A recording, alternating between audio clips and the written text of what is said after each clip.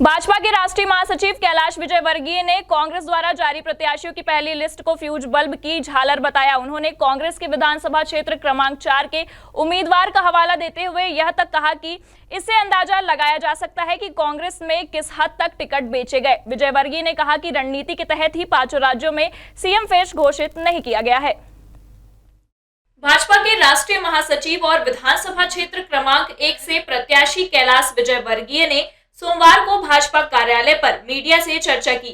कांग्रेस की पहली प्रत्याशी सूची पर उन्होंने कहा कि कांग्रेस की सूची फ्यूज बल्ब की माला है, इसमें कितना भी करंट डालो बंद ही रहेगी। मध्य प्रदेश में भाजपा द्वारा सीएम फेस घोषित नहीं करने के सवाल पर कैलाश विजयवर्गीय ने कहा कि सभी पार्टियों की अलग अलग रणनीति होती है। भाजपा भी अलग रणनीति के साथ उतरी है और 5 राज्यों में कहीं उसने सीएम कैंडिडेट घोषित नहीं किया है। पार्टी पीएम नरेंद्र मोदी के नेतृत्व में चुनाव लड़ रही है।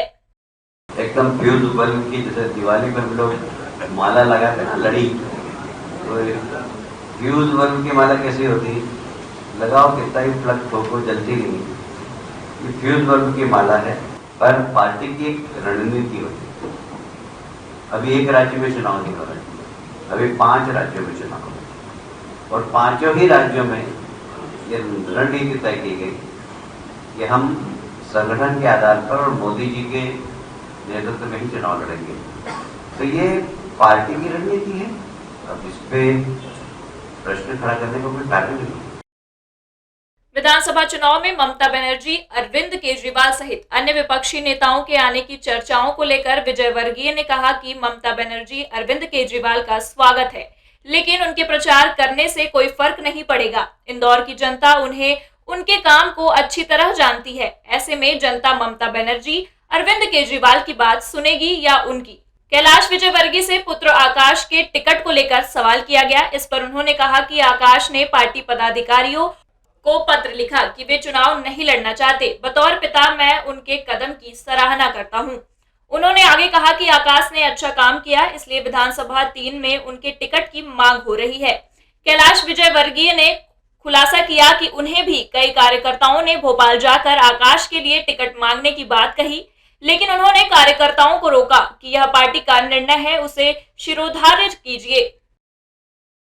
देखिए, डेमोक्रेसी में सबको आने का, सबको बोलने का अधिकार है, पर असर जब होता है जब लोग पहचानते नहीं। मेरे बारे में ममता जी आकर कुछ बोलेगी यहाँ, तो जनता इंदौर को विश्वास करेगी नहीं। ये तो विश्वास की बात है। डेमोक्रेसी में सबका स्वागत करना चाहिए, सबको बोलने की स्वतंत्रता है। तो जैसे ही मुझे टिकट दिया तो उन्होंने राष्ट्रीय अध्यक्ष को पत्र लिख दिया कि क्योंकि मेरे पिताजी को टिकट दे दिया है, आपने तो मेरे टिकट पर विचार नहीं करें। ये तो उनकी विशालता है।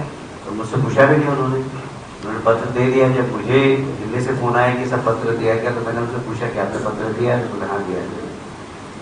तो ये तो एक मैं आकाश के इस कदम की तारीफ करूंगा कि उन्होंने स्वविवेक से पत्र लिखा, और इसकी तो तारीफ होना चाहिए। कैलाश विजयवर्गीय ने यह भी बताया कि पार्टी 17, 18 और 19 अक्टूबर को शक्ति केंद्र की स्थापना करेगी, जिसके तहत कार्यकर्ता घर घर जाकर भाजपा को वोट देने का आग्रह करेंगे। इसके अलावा उन्होंने विधानसभा क्षेत्र 1 में फैले ब्राउन शुगर नशीले पदार्थों के नेटवर्क को ध्वस्त करने का वादा किया। उन्होंने ये भी कहा कि भाजपा सरकार आई तो लाडली बहन योजना जारी रहेगी। इंदौर से V Devashish, India town news.